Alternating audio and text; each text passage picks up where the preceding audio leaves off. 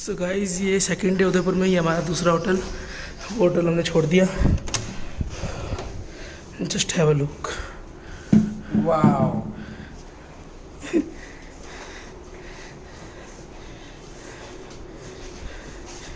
Yes, सामान रखने के लिए कुछ इधर मिरर है। See the beauty of this room. इधर बालकनी,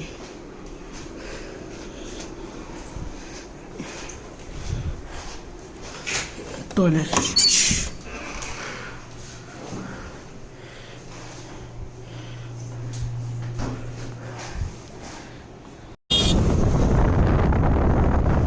हाय गाइस, आज हम जा रहे हैं Udaipur to Haldi Ghati. Let's start the journey. अभी हम जा रहे हैं स्कूटी से, तो अभी यहाँ से 37 किलोमीटर है। वहाँ पे जाके जहाँ महाराणा प्रताप ने युद्ध हुआ था, चित्तौड़ घोड़ा कूदा था, वहाँ की लोग कहते हैं मिट्टी अभी भी येलो रंग की है, इसलिए उसका नाम हल्दी घाटी रखा है। तो लेट्स स्टार्ट द जर्नी। तो गाइस हम लोग आ गए हैं महाराणा प्रताप होटल। अभी यहाँ से एंट्री की है। 100 रुपये एडल्ट फीस है और 50 रुपीज़ है चाइल्ड की फीस। और गाइड की कोई फीस नहीं है, बट गाइड है भी या नहीं वो तो पता नहीं।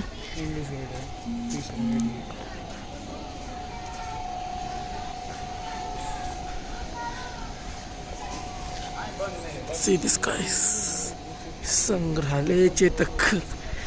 Chetak is back।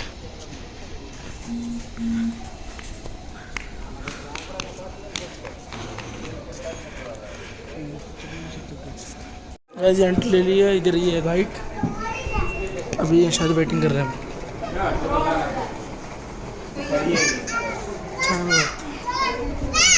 गाइस ये मांगा है अंदर।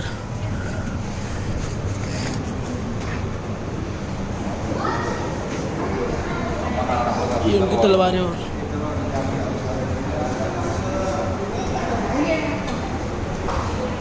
ये उस टाइम की लड़ाई करने के सामान।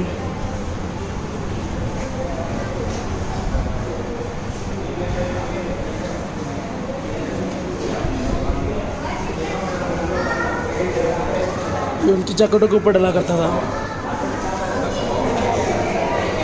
ये पगड़ी देखो कितने बड़ा था उनका सर।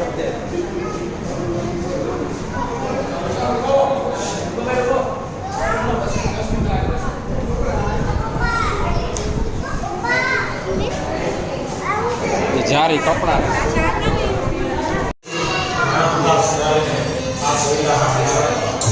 के संस्थापक श्रीमान मोहन जी श्रीमानी, उन्होंने वरिष्ठ अध्यापक की नौकरी से स्वेच्छा सेवानिवृत्ति लेकर अपनी पैतृक भूमि पर इस संग्रहालय का निर्माण करवाया और मुख्य सहयोगी उनकी पत्नी श्रीमती विमला देवी श्रीमाली इनके साथ कंधे से कंधा मिलाकर चली। इस सपने को साकार करने के लिए उन्होंने अपना सब कुछ न्यौछावर कर दिया। 18 जून 1576 ईस्वी को हल्दी घाटी का घमासान युद्ध हुआ था। ये युद्ध केवल एक दिन का था, जो मेवाड़ के राजा महाराणा प्रताप एवं मुगल अकबर की सेना के मध्य हुआ था। इस युद्ध में अकबर स्वयं नहीं आए थे। उन्होंने आमेर जयपुर के राजा मानसिंह को अपना सेनापति बनाकर भेजा था। हल्दी घाटी का युद्ध 5 किलोमीटर लंबे और 200 मीटर चौड़े क्षेत्र में हुआ। आप सभी संग्रहालय में खड़े हैं। संग्रहालय से 200 मीटर की दूरी पर चेतक की समाधि है, जहाँ पर महाराणा प्रताप के स्वामी भक्त घोड़े चेतक को दफनाया गया था। यहाँ से 2 किलोमीटर की दूरी पर हल्दी घाटी दरगाह है। इस दरगाह की विशेषता है कि यहाँ की प्राकृतिक मिट्टी व पत्थरों का रंग हल्दी जैसे पीले रंग का है। इस दर्रे के चारों तरफ महाराणा प्रताप की वीर आदिवासी सेना राणा कुंजा के नेतृत्व में तैनात थी। ये सेना तीर, भाले, पत्थर चलाने में कुशल थी। यहाँ से 1 किलोमीटर की दूरी पर शाही बाग है, जिसमें मुगल सेना का पड़ाव था।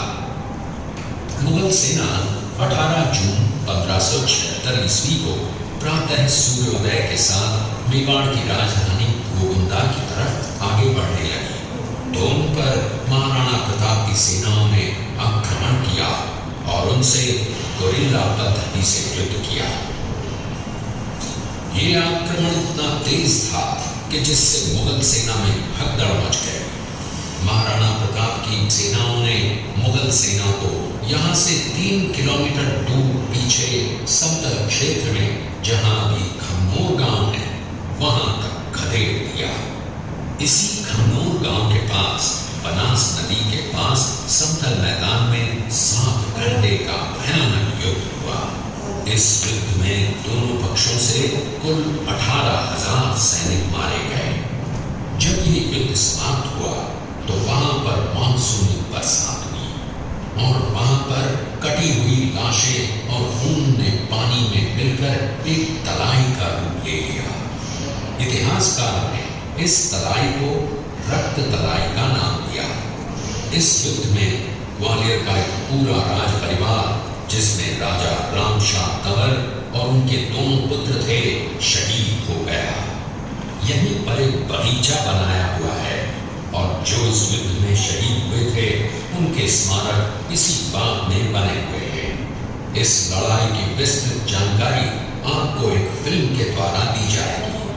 आप जब इस कक्ष में सब कुछ देख चुके होंगे तब ये फिल्म और लाइव साउंड शो शुरू होंगे। तब तक के लिए धन्यवाद।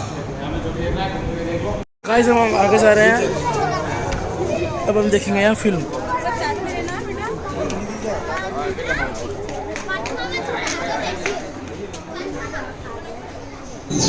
के बाद महाराणा प्रताप अपनी प्रतिज्ञा का पालन करने के लिए वनवासी जीवन व्यतीत करने लगे। उनके पास पर्याप्त संपत्ति नहीं थी तो उनके वित्त मंत्री भामाशाह ने अपनी सारी सुख सुविधा को छोड़कर अपने राजा को स्वयं का धन 25 लाख रुपए व राजकोष में 20,000 अशर्फियां देश के लिए अर्पित की, जिससे महाराणा प्रताप ने 12 वर्षों तक अपनी सेना को संगठित किया, सैन्य शक्ति को बढ़ाया और मेवाड़ मातृभूमि को आजाद करवाया। कृपया अब आप सब आगे की तरफ देखिए। ये कुंभलगढ़ किला है। इस किले का प्राचीन नाम मच्छिंद्रगढ़ है। इस किले का निर्माण महाराणा कुंभल ने करवाया था। इस किले के अंदर 9 मई 1540 ईस्वी में महाराणा प्रताप का जन्म हुआ था। इस किले की ऊंचाई समुद्र तल से 3,568 फीट की है। इस किले की दीवार 36 किलोमीटर तक फैली हुई है। इस दीवार का नाम ग्रेट वॉल ऑफ चाइना के बाद द्वितीय पायदान पर दर्ज है। इस किले के अंदर 360 प्राचीन मंदिर हैं। उन मंदिरों में से जग प्रसिद्ध महादेव का मंदिर सबसे प्राचीन है। कुंभलगढ़ किला यहाँ से 65 किलोमीटर की दूरी पर है। कृपया अब आप सब पीछे की तरफ देखिए। ये दृश्य मेवाड़ की प्राचीन राजधानी चित्तौड़गढ़ का है। इसी किले के अंदर महाराणा प्रताप का बचपन बीता था। इस किले की तलहटियों में महाराणा प्रताप ने अपने गुरु से शिक्षा प्राप्त की थी। ये किला 12 वर्ग किलोमीटर में फैला हुआ है। इस किले पर जब भी विदेशी आक्रांताओं ने आक्रमण किया और उस आक्रमण में कोई भी राजा व सैनिक वीर गति को प्राप्त कर लेते तो उनकी पत्नियां वीरांगनाएं अपने सतीत्व की रक्षा करने के लिए जलती हुई अग्नि में कूद प्राणों को त्याग देती थी, जिसे हम जौहर कहते हैं। चित्तौड़गढ़ में 3 मुख्य बड़े जौहर हुए थे। प्रथम जौहर 1303 ईस्वी में रानी पद्मिनी ने 16,000 स्त्रियों वीरांगनाओं के साथ जौहर किया था, सिर्फ अल्लाउद्दीन खिलजी के कारण। दूसरा जौहर 1535 ईस्वी में दिल्ली के शासक बहादुर शाह के समय में रानी कर्मावती ने वीरांगनाओं के साथ किया। और तीसरा जौहर 1568 ईस्वी में सम्राट अकबर ने चित्तौड़गढ़ पर आक्रमण किया। जैन मंदिर, कालिका माता मंदिर, भामाशाह हवेली, कुंभाश्याम मंदिर, फतेह प्रकाश महल हैं। ये किला यहाँ से 140 किलोमीटर दूरी पर है। ये देखते हुए सभी अतिथि आगे की तरफ चले। गांव का दृश्य है। अब्दुल रहीम खान खाना अजमेर का सूबेदार था। जब वो शेरपुर पहुंचा तब इसका पता कुंवर अमर सिंह को चला, जो महाराणा प्रताप के पुत्र थे।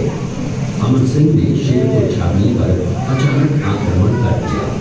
उस आक्रमण में मुगल सेना में भगदड़ मच गई।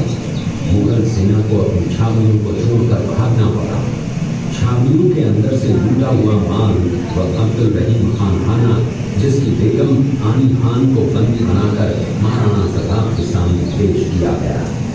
तब अमर सिंह पर महाराणा प्रताप क्रोधित हुए और कहा, जहां से इस नारी को बंदी बनाकर लाए हो, इसे पुनः ससम्मान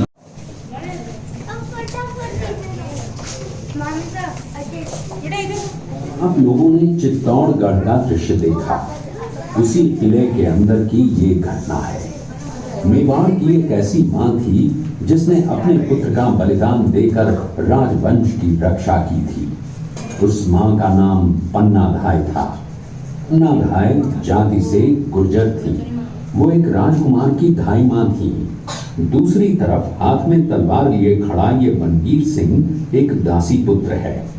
ये कुंवर उदय सिंह की हत्या करके मेवाड़ की राजगद्दी प्राप्त करना चाहता था। एक रात्रि बनवीर सिंह को मौका मिला। वो राजकुमार उदय सिंह के बड़े भाई विक्रमादित्य सिंह की हत्या करके राजमहल की तरफ आगे बढ़ा। इसकी सूचना पन्नाधाय को लग गई। कुछ समय तक पन्नाधाय चिंतित हुई। तभी पन्नाधाय ने अपने पुत्र चंदन को राजसी कपड़े पहनाकर पलंग पर सुला दिया और उदय सिंह को एक टोकरी के अंदर छिपाकर पत्तों से ढक के महल के बाहर निकालकर गुप्त रास्ते से कुंभलगढ़ भेज दिया। बनवीर सिंह जब तलवार लेकर राजकक्ष में आया तो उसने पन्नाधाय से कड़क आवाज में उदय सिंह के लिए पूछा, तो पन्नाधाय ने चंदन की तरफ इशारा किया। बनवीर ने चंदन को उदय सिंह समझकर चंदन की हत्या कर दी और ये समझने लगा कि मैंने राजकुमार उदय सिंह को मार दिया। वही राजकुमार बड़े होकर राजा बने और अपने नाम का उदयपुर नगर बसाया, जो यहाँ से 40 किलोमीटर दूर है। और उन्हीं के पुत्र महाराणा प्रताप हुए, जिन्होंने हल्दी घाटी का युद्ध लड़ा और आज हम लोग उनका इतिहास यहाँ पर देख रहे हैं। ये घटना महाराणा प्रताप की वीरता को दर्शाती है। एक समय नरभक्षी बाघ का आतंक छाया हुआ था। महाराणा प्रताप ने उस बाघ का शिकार कर उस बाघ को मार डाला। ये घटना महाराणा प्रताप की वीरता की प्रतीक है। कृपया अब आप सब पीछे पालन करते हुए महाराणा प्रताप ने प्रतिज्ञा की थी कि जब तक अपनी मातृभूमि को शत्रुओं से मुक्त नहीं करा लेता, तब तक न तो मैं महलों में रहूंगा, न किसी धातु के पात्र में भोजन करूंगा, न किसी गद्दी के बिछौने पर सोऊंगा। पत्ते ही भोजन के पात्र होंगे, जमीन ही बिछौना होगा। इस प्रतिज्ञा का पालन उन्होंने 21 वर्षों तक जंगलों में रहकर किया। इस दृश्य में देखिए महाराणा प्रताप वृक्ष के नीचे बैठकर पत्तों पर खाना खाते हुए। ये दृश्य महाराणा प्रताप और सुविख्यात स्वामी भक्त घोड़े चेतक के अंतिम मिलन का है। हल्दी घाटी युद्ध के बाद चेतक घोड़े ने 22 फीट के एक बरसाती नाले को पार किया। ये उसी समय का दृश्य है। पास में खड़े महाराणा प्रताप के छोटे भाई शक्ति सिंह हैं, जो पहले मुगल सेना में थे। बाद में वो महाराणा प्रताप की तरफ आए, माफी मांगी और अपना घोड़ा महाराणा प्रताप को दिया। ये देखते हुए सभी अतिथि सेनापति जो हल्दी घाटी युद्ध में महाराणा प्रताप के प्रमुख सहयोगी रहे, सभी अलग अलग क्षेत्रों के सैनिक और सेनापति जिन्होंने हल्दी घाटी युद्ध में महाराणा प्रताप को सहयोग प्रदान किया।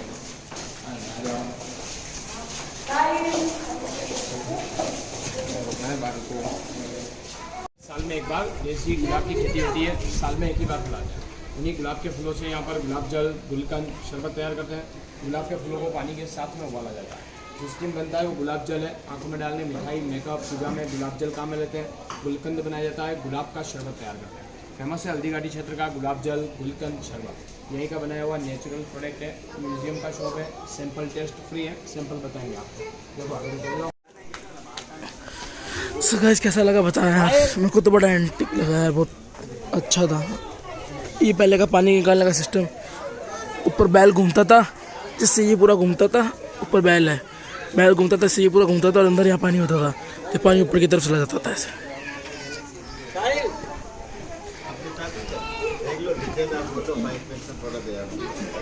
पूरा बिंदी बिंदी पूरा लगेगा।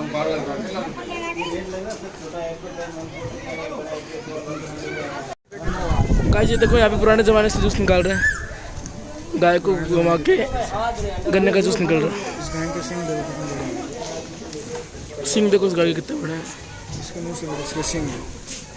नकली लग रहे हैं आपको, क्या पता भाई, रंगीन कर रखे हो तो एकदम सेम है एकदम।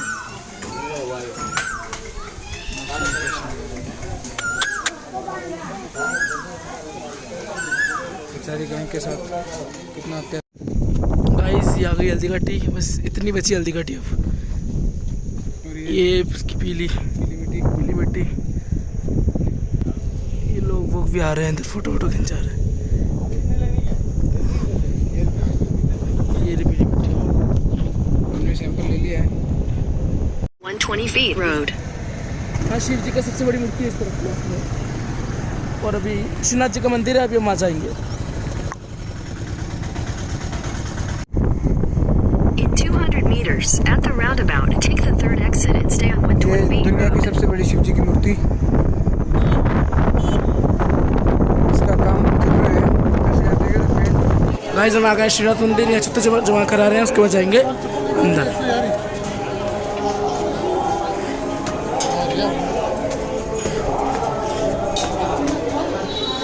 तो गाइस हम लोग वापस आ गए हैं, द्वारा श्रीनाथ मंदिर के दर्शन हो गए हैं। आपको मेन इधर से जाना होता है और घूम के पूरा इधर से वापस एग्जिट होगी आपकी। इधर फ़ोन जमा होते हैं, फ़ोन अंदर अलाउ नहीं है, अंदर पुलिस वाले आपको छोड़ेंगे नहीं। मेरे सामने अभी एक केस हुआ था, और इधर भैया यहाँ पे ठंडाई बनाते हैं, पी के देखना बड़ी शानदार है, हाथों हाथ इस पर किसके बनाते हैं।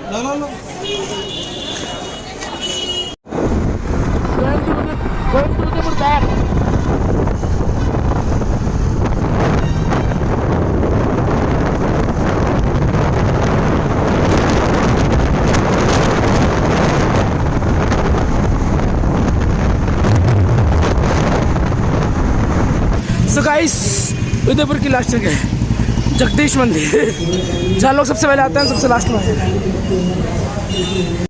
सो गाइस उसमें बहुत सीढ़ियाँ हम चढ़े जा रहे हैं।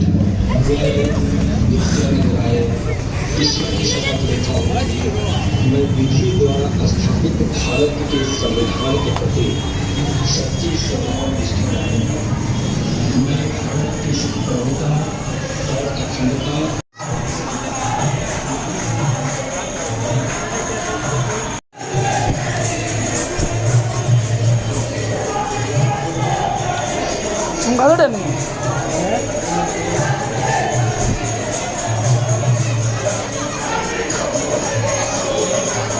लोग इस मंदिर का है, यहीं से दर्शन हो गए, लाइन में लगने की जरूरत नहीं।